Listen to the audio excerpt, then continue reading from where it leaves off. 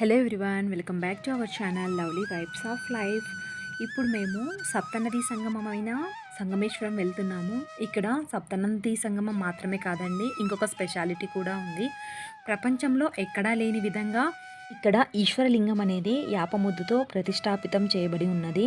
ఇది కూడా ద్వాపర యుగంలో పాండవులు ప్రతిష్టాపన చేసిన ఈశ్వరలింగం.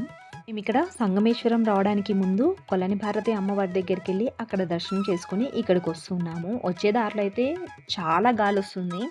చూసారా, జస్ట్ ఇలా నిలబడినామంటే మనుషుల్ని కూడా దొబ్బేస్తుంది. వెళ్ళే దారిలో నేచర్ అయితే చాలా బాగుంటుంది.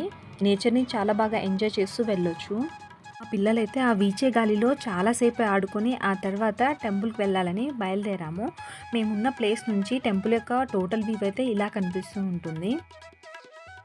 సంగమేశ్వర ఆలయానికి రావాలనుకునే వాళ్ళు కర్నూలు నుంచి కానీ, నంద్యాల నుంచి కానీ, లేదా వెలుగోడు నుంచి కానీ ఎక్కడి నుంచి అయినా సరే మీరు ఇప్పుడు ఆత్మకూరు దగ్గర చేరుకున్నారంటే ఆత్మకూరు దగ్గర నుంచి అప్రాక్స్ ఒక 32 కిలోమీటర్స్ డిస్టెన్స్లో మనకు సంగమేశ్వర ఆలయం వస్తుంది. మీరు కూడా మాలాగా కొలన్ భారతి నుంచి ఇక్కడికి రావాలనుకుంటే ఆత్మకూరు నుంచి కొలన్ భారతి 20 కిలోమీటర్ల దూరంలో ఉంటుంది. కొలన్ భారతి నుంచి సంగమేశ్వర ఆలయం ఒక 27 కిలోమీటర్ డిస్టెన్స్లో ఉంటుంది. సంగమేశ్వరం స్వామి ఆలయానికి మీరు రావాలనుకుంటే ఆర్టీసీ బస్సులో అయితే ఇక్కడ వరకు రావండి. ప్రైవేట్ వెహికల్స్ మాట్లాడుకొని రావాలి. ఆత్మకూరు వరకు మీరు ఈజీగా ఆర్టీసీ బస్సులో రావచ్చు. అక్కడ నుంచి ప్రైవేట్ వెహికల్స్ని మాట్లాడుకుని ఇక్కడికి రావచ్చు, లేదా ఓన్ వెహికల్స్ని తీసుకుని అయినా కూడా ఇక్కడికి రావచ్చండి. కొంచెం ఎర్లీగా బయలుదేరామంటే కొలన్ భారతి అమ్మవారిని మరియు సంగమేశ్వర ఆలయాన్ని రెండింటిని కూడా చూసుకొని వెళ్ళొచ్చు. కొలన్ భారతి అమ్మవారిని ఎప్పుడైనా కూడా దర్శనం చేసుకోవచ్చు, కానీ సంగమేశ్వర ఆలయం అలా కాదండి. సంవత్సరంలో ఓన్లీ 4 నెలలు మాత్రమే మనకు టెంపుల్ అనేది నీటి నుంచి బయటికి వచ్చి కనిపిస్తూ ఉంటుంది. మిగిలిన 8 నెలలు సంగమేశ్వర ఆలయం కంప్లీట్గా నీటిలో మునిగిపోయి ఉంటుంది. సంగమేశ్వర ఆలయాన్ని దర్శనం చేసుకోవాలనుకునే వాళ్ళు ఎండాకాలంలో మాత్రమే ఇక్కడ దర్శనం చేసుకోగలరు. ఎండాకాలంలో మార్చి నెల నుంచి ఈ స్వామివారు బయట కనిపిస్తారు. మార్చి నెలలో బయటకు వచ్చిన సంగమేశ్వర ఆలయం మార్చి, ఏప్రిల్, మే, జూన్ వరకు ఉంటుంది. జూలై నెలలో మళ్ళీ నీటిలో మునిగిపోతూ ఉంటుంది. సంగమేశ్వర ఆలయంలో ఉన్న సంగమేశ్వరుడు యాపమొద్దుతో ప్రతిష్టాపితమైన లింగమైనా సరే 8 నెలలు నీటిలో మునిగి ఉన్నా కూడా చెక్కు చెదరకుండా ఎలా ప్రతిష్టాపన చేశారో అలాగే ఉంటారు. సంగమేశ్వర స్వామి వారిని పాండవులు ద్వాపర యుగంలో ప్రతిష్టాపన చేశారు. పాండవులు అరణ్యవాసానికి వచ్చినప్పుడు శ్రీకృష్ణ పరమాత్ముని మాట మేరకు కృష్ణానది ఒడ్డున ఈశ్వరలింగాన్ని ప్రతిష్టాపన చేయాలని, దానికోసము కాశీ నుండి ఈశ్వరలింగాన్ని తెమ్మని ధర్మరాజుల వారు భీముని ఆజ్ఞాపిస్తారు. అప్పుడు భీముడు కాశీ నుండి లింగాన్ని తేవడానికి వెళ్తారు. చెప్పిన సమయానికి తన తమ్ముడు భీముడు లింగాన్ని తీసుకుని రాకపోయేసరికి లింగ ప్రతిష్టాపిత గడియలు ఎక్కడ వెళ్ళిపోతాయనేసి అక్కడే ఉన్న వేపముద్దును నరికి లింగాకృతిగా సంగమేశ్వర స్వామివారిగా అక్కడ ప్రతిష్టాపన చేస్తారు. ప్రతిష్టాపన మొత్తం అయిపోయిన తర్వాత వచ్చిన భీముల వారు ధర్మరాజులు ప్రతిష్టాపించిన లింగాన్ని చూసి కోపడి తాను తెచ్చిన కాశీలింగాన్ని అక్కడి నుంచి విసిరిపడేస్తారు. ఆ విసిరిన లింగము అక్కడే ఉన్న నది ఒడ్డున పడిపోతుంది. అప్పుడు ధర్మరాజు వారు భీముని యొక్క ఆవేశాన్ని చూసి ఆ ఆవేశాన్ని శాంతపరచడం కోసమని నేను ప్రతిష్టాపన చేసిన ఈ యాపముద్దుతో చేసిన సంగమేశ్వర స్వామివారి కంటే కూడా నీవు కాశీ నుండి తెచ్చిన లింగానికే ఫస్ట్ పూజలు జరుగుతాయి, ఆ తర్వాతే నేను ప్రతిష్టాపించిన ఈ సంగమేశ్వర స్వామివారికి పూజలు జరుగుతాయని చెప్తారు. ఆనాటి నుండి ఫస్ట్ అక్కడ పూజ చేసి ఇక్కడ పూజ చేస్తారు భక్తులందరూ కూడా. ఇప్పుడు మీరు చూస్తున్నట్టుగానే ఉంటారండి స్వామివారు. ఇప్పుడు మీరు చూస్తున్న శివలింగమే యాపముద్దుతో ధర్మరాజుల వారు ప్రతిష్టాపన చేసిన స్వామివారు. వెనకాల ఇలా అమ్మవారు ఇంకా విఘ్నేశ్వర స్వామివారు వీరి యొక్క విగ్రహాలన్నీ కూడా ఉన్నాయండి. ఆలయం బయటపడిన ఈ 4 నెలలు కూడా ఇక్కడ పూజలు కంటిన్యూస్గా జరుగుతూనే ఉంటాయి. వీక్ డేస్లో అయితే కొంచెము రష్ అనేది తక్కువగా ఉంటుంది. వీకెండ్లో కానీ సోమవారాల్లో కానీ ఇక్కడ భక్తులు చాలామందే వస్తూ ఉంటారు. మీరు ఇక్కడ ఉన్న సంగమేశ్వర స్వామివారిని చూసారంటే ఇక్కడ ఇన్ని రోజులు నీళ్ళల్లో మునిగిపోయి ఉన్నా కూడా స్వామివారు అలాగే చెక్కు చెదరకుండా లింగాకృతిలో భక్తులందరికీ దర్శనం ఇస్తూ ఉంటారు.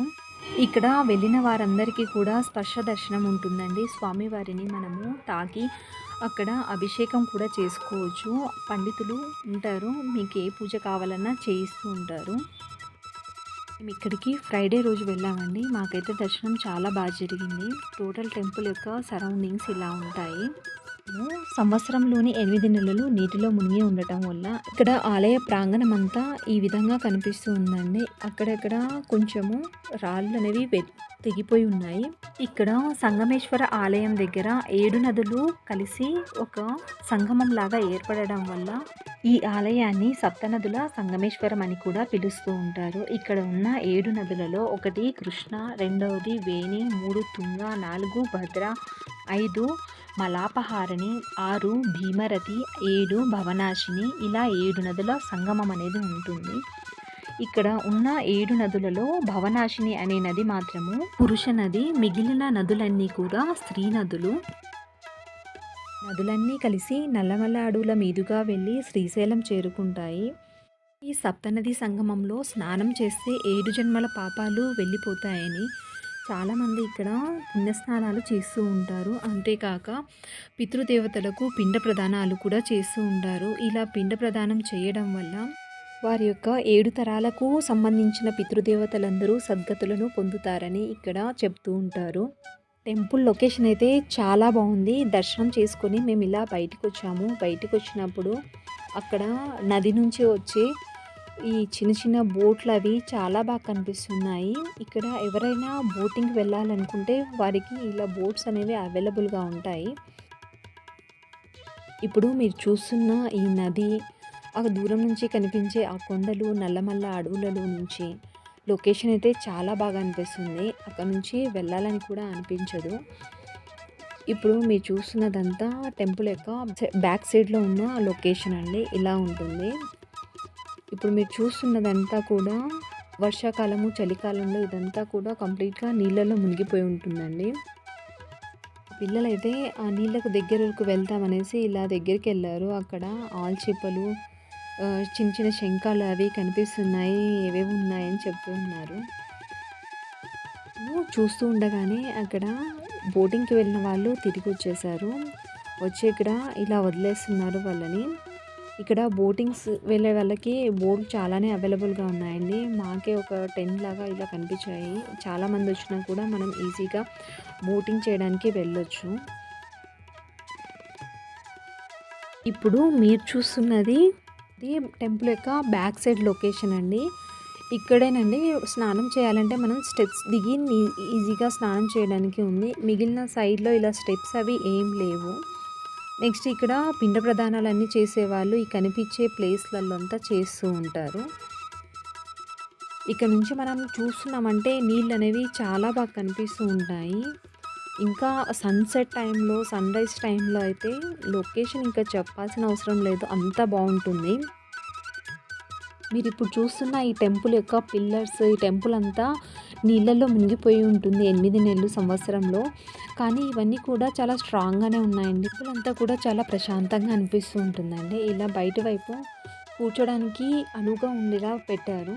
అదే ఇంకా మనం కొంచెం లోపలికి వెళ్ళామంటే ప్రాపర్గా అరుగులు అవి ఉన్నాయి. ఇక్కడున్న అరుగులైతే బండలు అనేవి చాలా చల్లగా ఉంటాయండి. కూర్చుంటే చాలు, మనము ఎంత ఎండలో అయినా సరే చాలా చల్లగా అనిపిస్తాయి. పడుకుంటే చాలు నిద్ర వచ్చేస్తూ ఉంటుంది. లోపల వైపు వెళ్ళామంటే ఇలా ప్రదక్షిణలు కూడా చేయొచ్చు మనము ఆలయం చుట్టూ. ఆలయం అంతా కూడా నీళ్ళలో మునిగిపోయినప్పటికీ కూడా పైన ఉన్న ఈ గోపురము మరియు కనిపించే ఈ ఆరెంజ్ కలర్ ఫ్లాగ్ అనేవి మునగవండి. అవి మాత్రం కనిపిస్తూ ఉంటాయి. టెంపుల్ యొక్క లొకేషన్ని మనకు చూపిస్తూనే ఉంటాయి. ఆలయం దగ్గర పూజా సామాగ్రి కూడా అవైలబుల్గా ఉందండి. టెంకాయలు, పసుపు, కుంకుమ, అగరబత్తులు ఇవన్నీ కూడా దొరుకుతాయి. ఇక్కడ ఇంత గొప్ప చరిత్ర ఉన్న ఈ ఆలయాన్ని దర్శించుకోవడం ఒక గొప్ప ఫీలింగ్ అయితే, ఇంకొక ఫీలింగ్ ఇక్కడున్న నేచర్ని ఎంజాయ్ చేయడం, ప్లస్ ఆ నేచర్ని ఇక్కడున్న కంప్లీట్ లొకేషన్ని మన కెమెరాలతో క్యాప్చర్ చేయడం ఇంకొక హ్యాపీనెస్ అండి. ఇలా మేము దిగిన ఫొటోస్లో ఇవి కొన్ని. ఇక్కడ ఉన్న ప్రతి ఒక్కరూ ఫొటోస్ దిగిన వాళ్ళు ఎవ్వరూ లేరండి. అట్లా ఉంది లొకేషన్ అయితే. ఆలయము కంప్లీట్గా నీటిలో మునిగి ఉన్నప్పుడు ఈ కనిపించే స్టెప్స్ దగ్గరే భక్తులందరూ పుణ్యస్నానాలు చేసి వెళ్తూ ఉంటారు. ఇదండి సప్తనదుల సంగమేశ్వర ఆలయానికి సంబంధించి నేను తీసిన కంప్లీట్ వీడియో. అందరికీ నచ్చుతుందని అనుకుంటున్నాను. Thanks for watching. Bye. Next వీడియోతో మళ్ళీ కలుద్దాం.